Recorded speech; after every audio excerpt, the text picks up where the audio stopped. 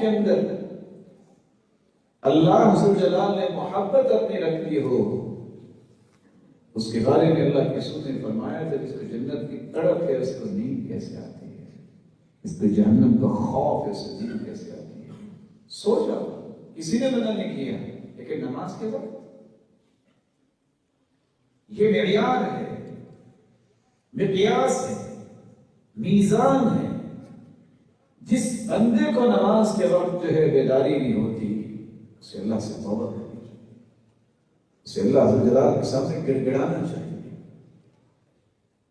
کس قدر امت سستیاں لے رہی ہے، اس کی وجہ کیا ہے؟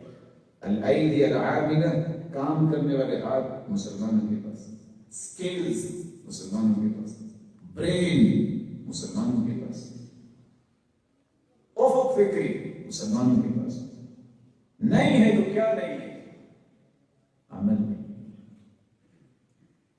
اور میں یہ کہنا چاہوں گا، جس شخص کو یہ نصیب ہو جائے شعور، ادراک کہ جس دن میری نماز رہ گئی میں تو منافق بن گیا، اس قدر اس کو خوف طاری ہو کہ میری نماز رہ گئی، ایسے شخص کو میرا مالک کبھی گرنے نہیں دے، ایسے شخص کو اللہ کبھی ذلیل نہیں کرے، ایسے شخص کو اللہ کبھی شکست کا سامنا نہیں کرنے دے۔ جو اس کے سامنے گرتا ہے اللہ اسے کسی کے سامنے گرنے نہیں دیتا۔ اس لیے نماز، اللہ کا ذکر، یہ میری قوت ہے، یہی میری طاقت ہے، یہی میری صلاحیت ہے۔ آج کچھ بھائی ناراض ہو جاتے ہیں جب سے ہم نے وہ سنا پڑا ہے۔ امام ابن تیمیہ سے کو ملنے بھی آتا نماز کے بعد تو وہ سلام نہ لیتے، ان کے بعد یہ ذکر کرو۔ سنت نماز کے بعد مصافحہ کرنا نہیں ہے، ذکر کرو، اپنی جگہ پہ بیٹھ کے ذکر کرو۔ خربوں فرشتے تین دعائیں کرتے رہتے ہیں، اللہم اغفر لہ، اللہم ارحم، اللہم تب علیہ، یا اللہ اسے بخش دے، اللہ اس پہ رحمت فرما دے، اللہ اس کی توبہ کو قبول فرما دے۔ جس کے لیے خربوں فرشتے دعا کرے، اس سے بڑا بھی کوئی خوش نصیب ہے؟ ہم مسجد بھری سارے کسی کے دعا کریں، اللہ چاہے تو قبول کرے نہ کرے، کسی کو یاد رہے نہ رہے، فرشتوں کی دعا اللہ رد کرتے ہی نہیں ہیں، کیونکہ میرا مالک جب تک حکم نہیں دیتا اس وقت تک وہ دعا کرتے ہی نہیں، اور اللہ اس وقت تک حکم دیتے ہی نہیں جب تک اپنے بندے سے راضی نہیں ہوتا۔ اس لیے اپنی جگہ پہ بیٹھ کے ذکر کیا جائے، سارے کام ہو جائیں گے، پہلے ذکر کریں۔ امام نووی کی بات میں بطور پیغام دینا چاہوں گا، شاید کہ کسی کو فائدہ ہو جائے۔ وہ کہا کرتے تھے میرا ایمان اور دین یہ کہتا ہے لوگ تو نماز کی قضائیاں نہیں دیتے، سنتے چھوڑ دیتے ہیں، اگر ذکر بھی رہ جائے تو اس کی بھی قضائی دینی چاہیے۔ اللہ عز و جلال ہمیں ایسے لوگوں کی صف میں شامل وَأَعْطِيتُ جَوَامِعَ الْكَلِمِ، مجھے اللہ عز و جلال نے جوامع الکلم عطا کی، بہت چھوٹا کلمہ آپ کی زبان ادا کرتی زندگی کے دسیوں زاویوں کو روشن کر دیتی۔ وَأَعْطِيتُ فَوَاتِحَ الْكَلِمِ وَخَوَاتِمَهُ، کلام کا جو حسن ہوتا ہے اس کی ابتدا اور انتہا، یہ کمال اللہ نے اگر عطا کیا ہے تو رسول اللہ صلی اللہ علیہ وسلم کو عطا ہے۔ ساری کائنات کے فصحاء اور بلغاء اکٹھے ہو جائیں اور ان کی گفتگو کو جمع کر لیا جائے تو اس کے اندر وہ تاثیر نہیں ہو سکتی جو محمد مصطفیٰ صلی اللہ علیہ وسلم کی زبان سے ادا ہونے والی کلمات کی تاثیر۔ وَأَعْطِيتُ الشَّفَاعَةَ وَأَعْطِيتُ الْكَوْثَرَ أَنَا فَرْطُكُمْ عَلَى الْحَوْضِ،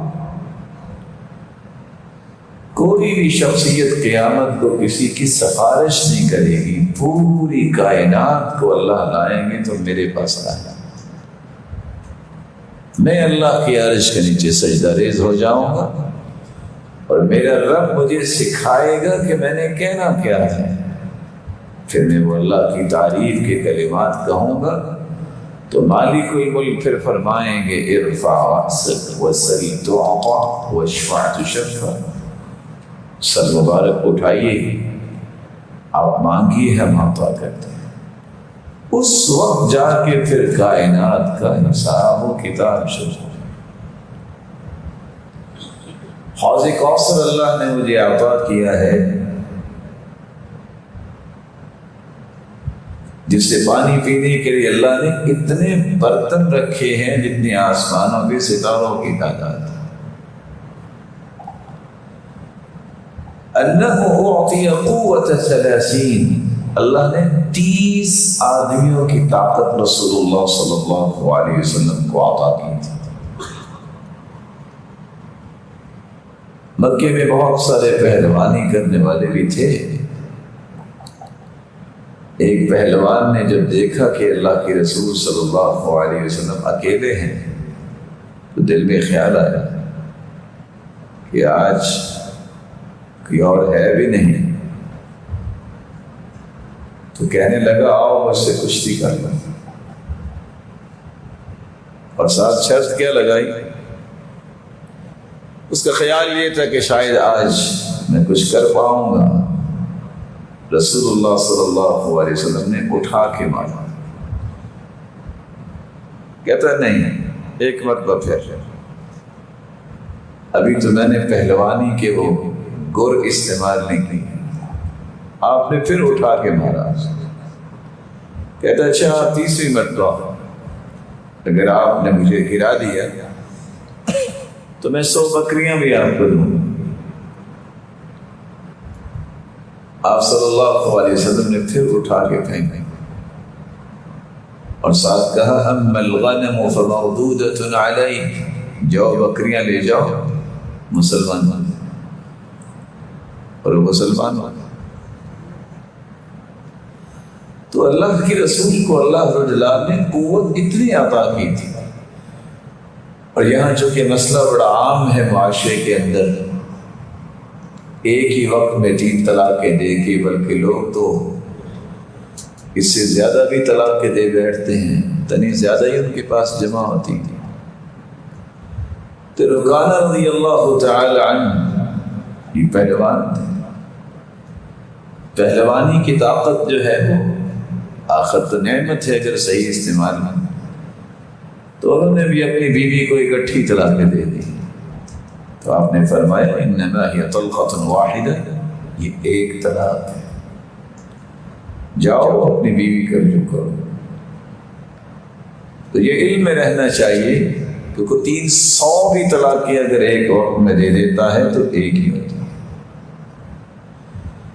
رسول اللہ صلی اللہ علیہ وسلم نے فرمایا ہے میرے رب نے مجھے ایک نعمت یہ بھی عطا کی جو مجھ سے پہلے کسی نبی کو عطا نہیں کی۔ سورۃ البقرہ کی آخری 2 آیتیں اللہ نے عرش کے نیچے جو خزانے رکھے ان خزانوں میں سے یہ 2 آیتیں مجھے عطا کی۔ ومن قرأ، جس شخص نے اس کی تلاوت کر لی، فی لیلۃ کفتاہ، رات کو سوتے وقت جو پڑھ لے تو یہ 2 آیتیں اسے کافی شافی ہو جاتی۔ اعطیت 70,000 يدخلون الجنة بغیر حساب ولا عذاب، اللہ نے ایک اور انعام مجھے دیا ہے جو کسی کو نہیں دیا، اور وہ انعام یہ ہے میری امت میں سے 70,000 لوگ، اور دوسری روایت کے الفاظ ہیں مع کل واحد 70,000، ان 70,000 میں سے ہر ایک کے ساتھ مزید 70,000۔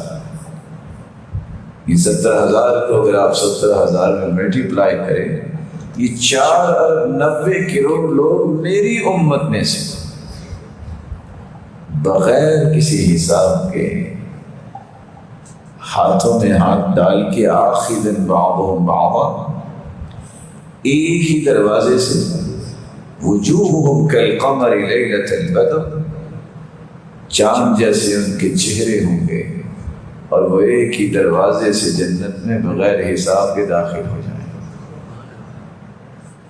یہ صرف رسول اللہ صلی اللہ علیہ وسلم کی امت کے لیے اللہ نے انعام کیا۔ صحابی آگے بڑھ کے کہتے ہیں میرے لیے بھی دعا کر دو، میں بھی بغیر حساب کے چلا جاؤں۔ فرمایا تم بھی بغیر حساب کے جاؤ۔ ایک دوسرے صحابی آگے بڑھے، کہتے ہیں سبقک بہا عکاشہ، عکاشہ سبقت لے گیا ہے، اب وہ عمل کرے گی تو بغیر حساب میں جائے گا۔ اور وہ اعمال کیا ہے جس سے انسان بغیر حساب کے جنت میں جائے گا؟ لا یسترقون،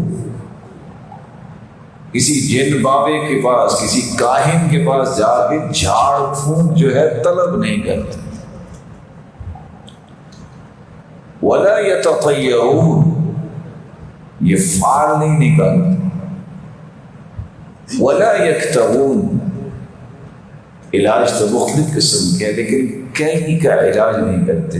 پتھر لوہے کو گرم کر کے جسم پہ ڈم لگانا، اگرچہ عربوں کے ہاں یہ معروف تھا۔ وعلی ربہم یتوکلون، ان کا توکل اللہ پر ہی ہوتا ہے۔ یہ چار نشانیاں جس میں ہوں گی اللہ اسے بغیر حساب کے جنت لے جائے گا۔ اللہ تعالی ہم سب کو بھی بغیر حساب کے جنت میں داخل۔ رسول اللہ صلی اللہ علیہ وآلہ وسلم نے فرمایا انا اول من ينشق عنه القبر، قیامت کے دن سب سے پہلے جس کی قبر کو کھولا جائے گا وہ میں ہوں۔ انا اول من يأخذ بحلقة باب الجنة فأعقعقها، سب سے پہلے جنت کا دروازہ کھٹکھٹاؤں گا تو میں ہوں۔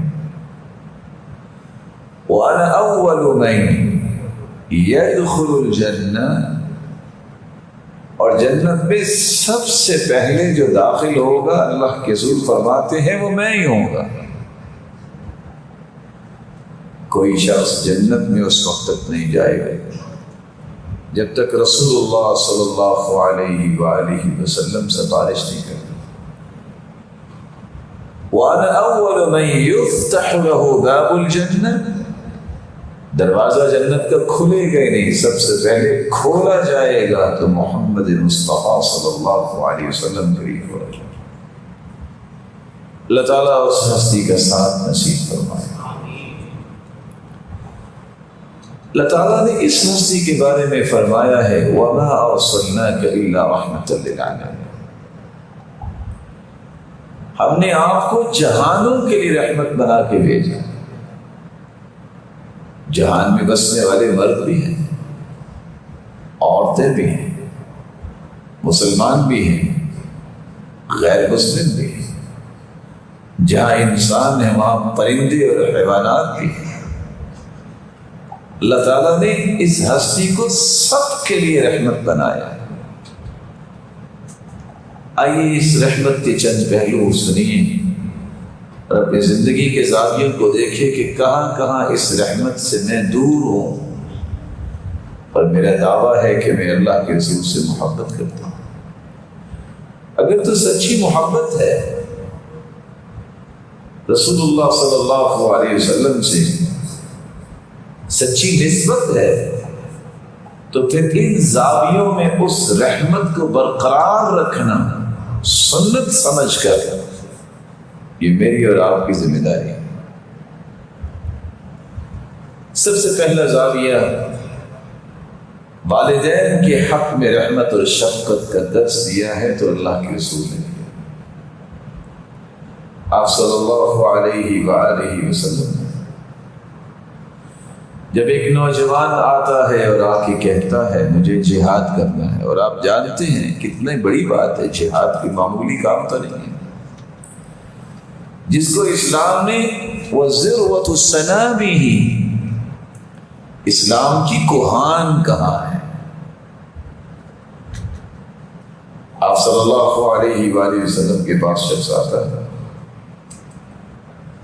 اور آ کے کہتا ہے کہ میں جہاد کرنا چاہتا ہوں۔ آپ نے کہا جاؤ،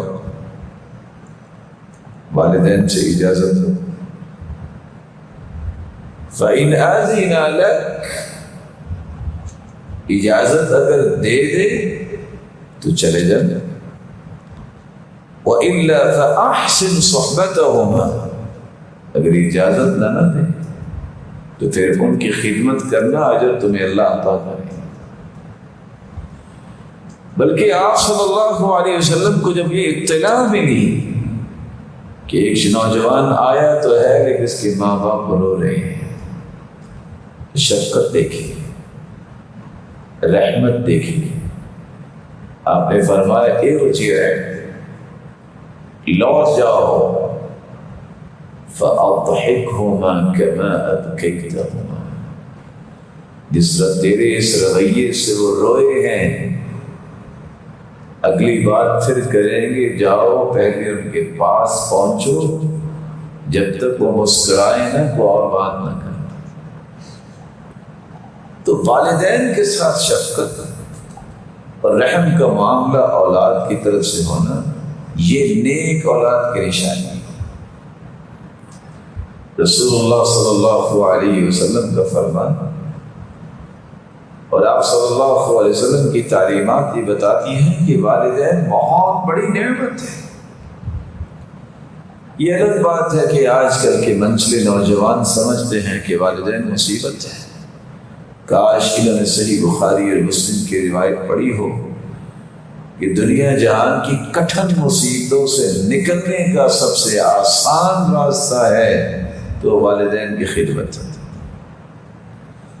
قتل جیسا گناہ کوئی معمولی نہیں، اس کی معافی تلافی اگر ہو سکتی ہے تو والدین کی خدمت کے ساتھ۔ روایت کے الفاظ ہیں بینما ثلاثۃ یمشون، بینما ثلاثۃ نفر یمشون، 3 لوگ جا رہے تھے، بارش آئی، دوڑ کے غار میں چلے گئے، لمبی حدیث، ایک پتھر اوپر سے لڑکتا ہوا آیا، اس نے غار کے منہ پہ آ گیا اور غار بند ہو گیا۔ طاقت ہی نہیں ہے کہ اس پتھر کو ہٹا سکے۔ ایک دوسرے سے کہتے ہیں انظروا اعمالا عملتموها صالحة للہ، اچھا اپنے اپنے اعمال کو یاد کرو جو اللہ کی رضا کے لیے کیے، وہ اللہ کے سامنے پیش کرو تاکہ ہماری جان بخشی ہو جائے۔ یہ ہے تو چھوٹا سا جملہ، لیکن آپ اکیلے بھی سوچیے گا، ذرا پورے دن کی لسٹ چیک کیجئے گا کہ کون سا عمل میں نے خالص اللہ کے لیے کیا ہے۔ آپ کو خود سمجھ آئے گی کہ کتنے اعمال، اگر دل زندہ ہے۔ کبھی نکلے گا کہ فلاں کی وجہ سے فلاں ناراض نہ ہو جائے، فلاں راضی رہے، خالص اللہ کی رضا کے لیے عمل۔ ایک شخص نے اپنا عمل پیش کیا، الہ العالمین میں نے ایک شخص کو اجرت پہ رکھا، ناراض ہو کے چلا گیا، میں نے اس کی اجرت کی تجارت کی، حتیٰ کہ بکریوں کا ایک ریوڑ بن گیا۔ اسے پھر ضرورت آئی، وہ آ کے کہتا ہے کہ میری اجرت دو، تو میں نے اسے کہا یہ جو بکریوں کا، یہ جانوروں کا ریوڑ ہے یہ آپ کا ہی ہے۔ اس نے کہا مذاق کر رہے ہو؟ میں نے کہا نہیں، تیری امانت تھی، اللہ میں نے تیری رضا کے لیے پورے کا پورا ریوڑ اسے دے دیا۔ پتھر تھوڑا سا پیچھے آ گیا۔ دوسرا کہتا ہے الہ العالمین میں گناہ کے بالکل قریب تھا، جب میں نے یہ بات اس عورت سے سنی لا تفض الخاتم الا بحقها، اللہ سے ڈر جاؤ، الہ العالمین میں نے پیسے بھی نہیں لیے، گناہ بھی اس لیے چھوڑا تیرا خوف آ گیا، اگر تیری رضا کے لیے میں نے ایسا کیا تو مصیبت سے مجھے نجات دے دے۔ پتھر اور پیچھے آ گیا۔ تیسرا شخص کہتا ہے اللہ میں روزانہ جب بھی آتا تھا دودھ لے کے تو سب سے پہلے والدین کو پلاتا تھا، جب ایک دن میں لیٹ ہوا فوجدتهما نائمین، تو والدین سو چکے تھے، کرہت ان اوقظهما من نومهما، میں نے ان کو نیند سے بیدار کرنا مناسب نہیں سمجھا، ان کے آرام میں خلل نہ آ جائے۔ وَالصَّبِيَّةُ يَتَزَاحُونَ عِنْدَ قَدَمَيْنِ، بچے میری ٹانگوں کے ساتھ لپٹتے رہے کہ ہمیں دودھ دیا جائے، میں نے دودھ نہیں پلایا جب تک کہ صبح نہیں ہوگی، پہلے والدین کو ہی۔ الہ العالمین، اگر تیری رضا کے لیے میں نے والدین کو ہی مقدم کیا ہے تو ان پریشانیوں سے آزاد کر دے۔ پتھر ہٹ گیا اور تینوں ہی اس غار سے آزاد ہو۔ نہیں تجربہ تو کر کے دیکھیے، جب کسی مشکل میں پھنس جاؤ تو اللہ عز و جلال کے سامنے گر جاؤ سجدے میں، اور اگر والدین زندہ ہیں تو سب سے پہلے اللہ عز و جلال کے سامنے سجدہ کرنے کے بعد کسی اور کام سے پہلے اپنے والدین سے دعا کرواؤ اور ان کی خدمت کرو اور ان پہ خرچ کرو، آپ کے لیے آسانیوں کی راہیں آسان ہو جائیں۔ رسول اکرم صلی اللہ علیہ وآلہ وسلم نے والدین کے ساتھ بھی رحمت کا معاملہ کرنے کا حکم دیا ہے۔ رسول اللہ صلی اللہ علیہ وآلہ وسلم والدین کے ساتھ ساتھ خاندان والوں کے ساتھ بھی رحمت کا معاملہ کرنے کا حکم دیا، بلکہ اس سے بڑی رحمت کی مثال کیا ہے؟ تاکہ کوئی دھوکے میں نہ رہے، خاندان کے بڑے لوگوں کو بلایا، سب کو جمع کر کے کیا کہا؟ یا بنی عبد مناف، اے عبد مناف کے بیٹو، یا بنی عبد المطلب، اے عبد المطلب کے بیٹو، یا معشر قریش، اور میرے خاندان قریش کے سرداروں اور لوگوں، یا عباس ابن عبد المطلب، اے میرے چچا عباس، وَيَا صَفِيَّةَ عَامَّةَ رَسُولِ اللَّهِ صلی اللہ علیہ وسلم، اے میرے والد کی بہن اور میری پھپھو صفیہ رضی اللہ عنہ، حتیٰ کہ یہاں تک کہا یا فاطمة بنت محمد صلی اللہ علیہ وسلم، انقذوا انفسکم من النار، تم سب کے سب اپنے آپ کو آگ سے بچا لو۔ رشتہ داری میری ہے، سأبلها ببلالها، دنیا میں کچھ لینا ہے تو میں آپ کو دے دیتا ہوں، لا اغنی عنکم من اللہ شیئا، میں قیامت کو کفایت نہیں کروں گا آپ سے۔ آج یہ رویہ ختم ہو، کوئی ہے میرا محترم جو بتائے کہ اس نے اپنے پورے خاندان کو اکٹھا کر کے صرف دین کی دعوت دینے کے لیے اکٹھا کیا؟ کس طرح میرا خاندان آگ سے بچ جائے؟ گیدرنگز ہوتی ہیں، شادی بیاہ کے لوگ اکٹھے ہوتے ہیں، جس طرح وہ مقصد ہے کہ شادی بیاہ میں اکٹھے ہونا ہے، کبھی اس نظریے سے بھی اپنے خاندان کو اکٹھا کیجئے کہ میں نے ان کو توحید کی دعوت دی، میں نے ان کو سنت کی دعوت دی، میں نے ان کو رسول اللہ صلی اللہ علیہ وسلم کی سیرت اور صحابہ کی زندگیاں سنانی ہیں، تاکہ ان کی اور ان کی اولادوں کی جنت آسان ہو جائے۔ بڑے سے بڑے اختلافات ہوں گے، شادی پہ اکٹھے ہو جائیں، بڑے سے بڑے اختلافات ہوں گے، لین دین کا وقت آئے گا جب فوت ہو جائے تو پھر سب پہنچ جائیں گے۔ یہ دنیاوی طور طریقے ہیں، دین کا طریقہ یہ ہے کہ اگر آپ اپنے رشتہ داروں سے محبت رکھتے ہیں تو ان کے لیے دعائیں کریں، ان کے لیے کوشش کریں، ان کو جمع رکھنے کی کوشش کریں، ان کو دین پہ رکھنے کی کوشش کریں۔ کیا پسند نہیں ہے آپ کو کہ جس طرح آپ دنیا میں ہنس سے مسکراتے ایک دوسرے کو ملتے ہیں، جنت میں بھی اسی طرح ملے؟ اگر کوئی نماز ہی نہیں پڑھتا، کہ دنیا کے اندر اس طرح دھند ہو گیا ہے کہ شراب اور جوا اور طرح طرح کی برائیوں میں چلا گیا اور شرک تک پہنچ گیا، کیسے اکٹھے ہو؟ شرک تو اللہ نے معاف نہیں کرا. تو رسول اللہ صلی اللہ علیہ وآلہ وسلم نے اپنے خاندان کے لوگوں کے ساتھ بھی یہ شفقت اور رحم کا معاملہ کیا ہے کہ ان کو جہنم سے بچانے کے لیے آخری کوشش کی. کبھی تفسیر کی کتاب کھول کے صاد والقرآن ذکر ذرا اس کا سبب نزول پڑھی. آپ نے اپنے چاچا کو جب دعوت دی ہے تو چچا کو دعوت دینے کے لیے جب گئے ہیں تو دشمنوں نے جہاں بیٹھنے کی جگہ تھی خود بیٹھ گئے,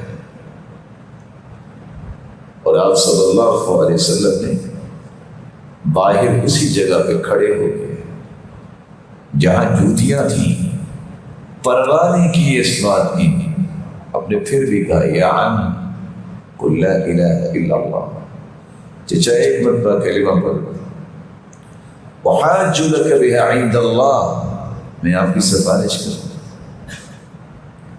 لیکن جو پاس بیٹھنے والے تھے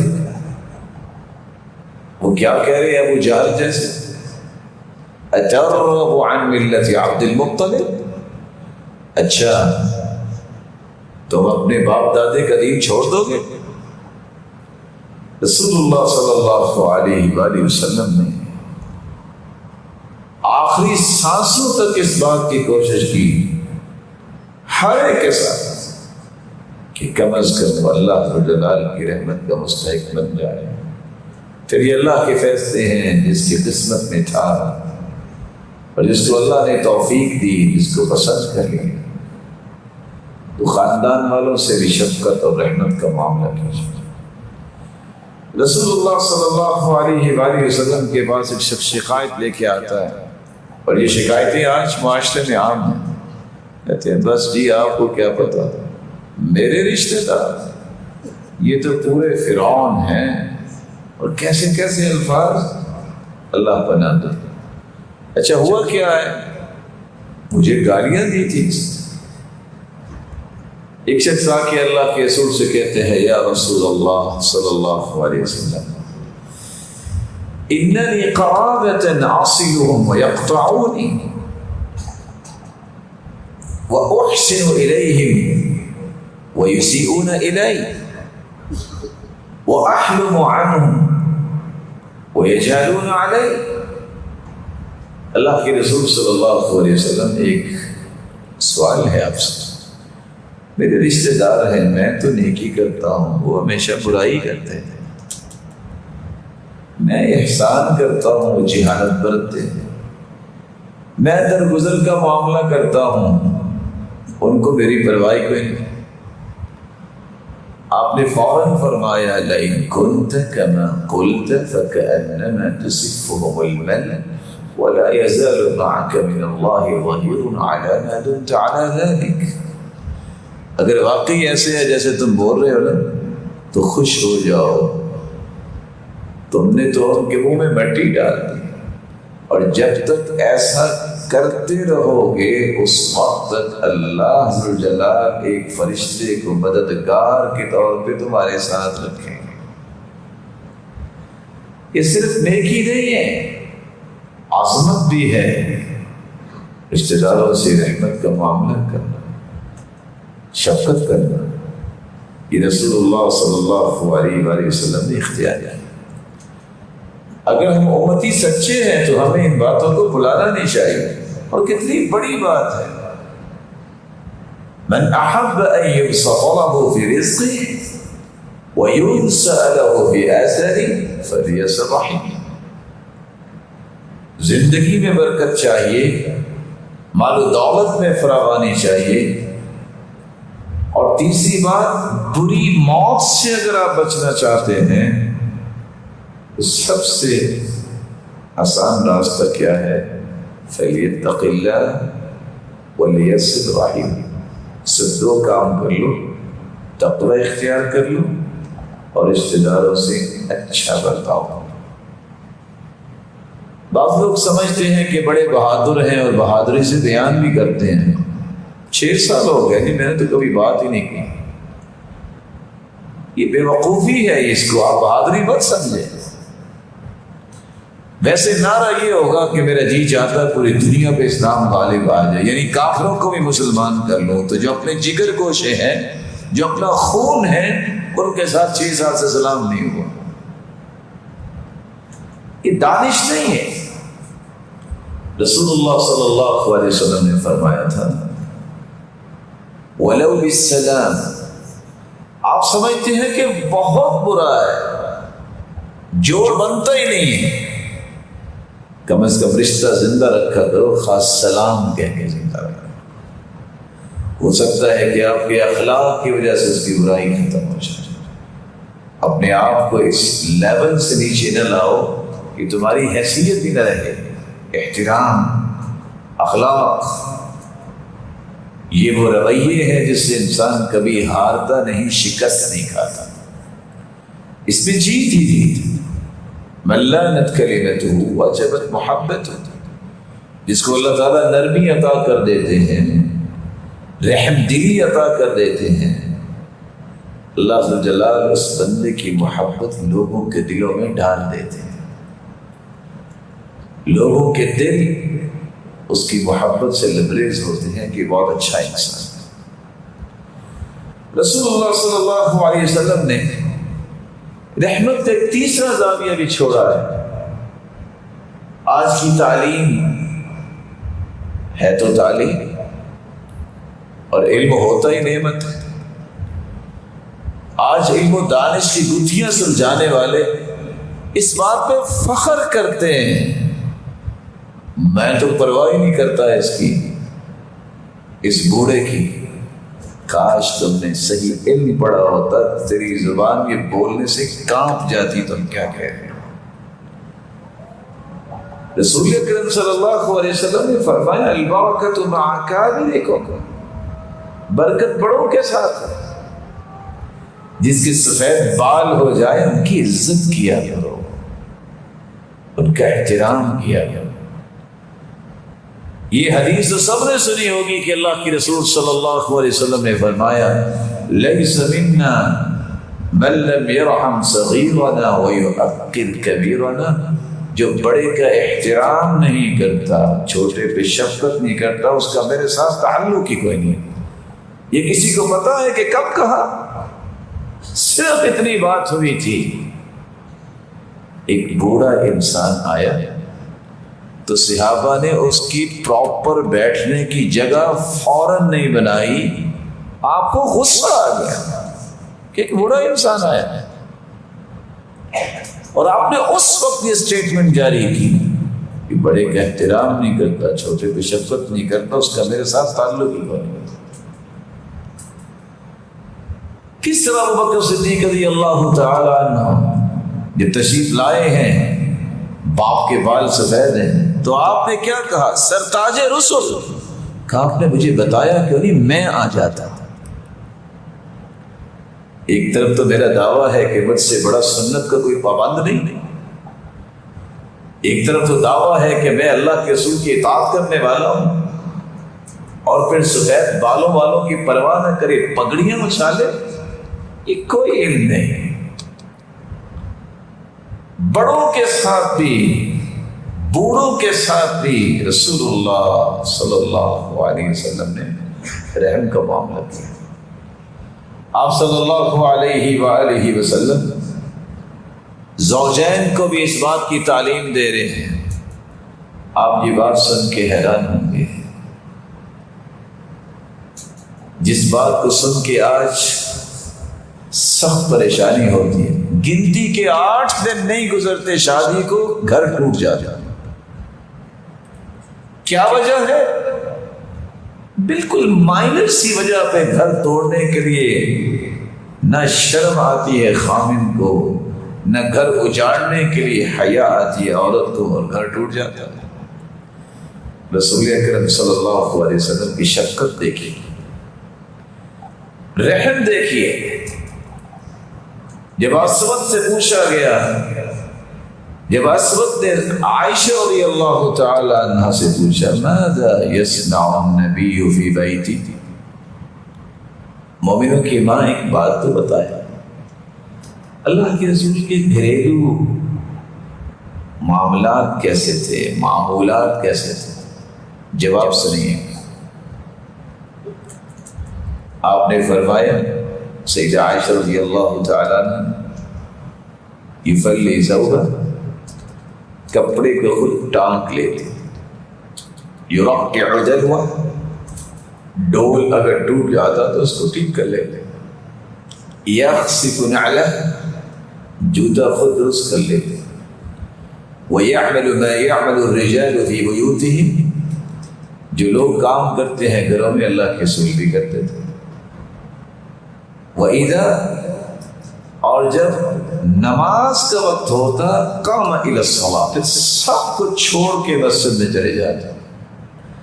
اور صحیح بخاری کی روایت کیا ہے؟ كَانَ فِي مَهْنَةِ أَهْلِ، آئی فی خدمت اہلی. سیدہ عائشہ فرماتی ہیں ہم 9 بیوی آپ کی خدمت میں کوئی کسر نہیں چھوڑتی تھی، لیکن ہمیں محسوس یہ ہوتا تھا کہ اللہ کے رسول ہماری خدمت کر رہے ہیں. آج ذرا اپنی زندگی پہ بھی غور کیجیے میرے پیارے بھائی، آج گھریلو حالات کیسے ہیں؟ بیوی اگر کہہ دے کہ یہ کام کرنا ہے تو فٹ سے جواب ہوگا اپنے باپ سے کروا دو.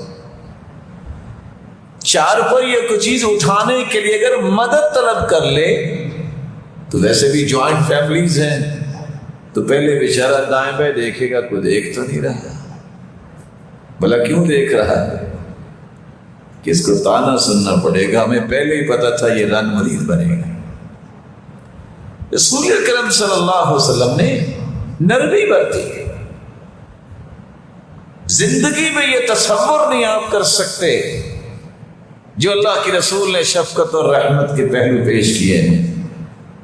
سیدہ مومنوں کی ماں،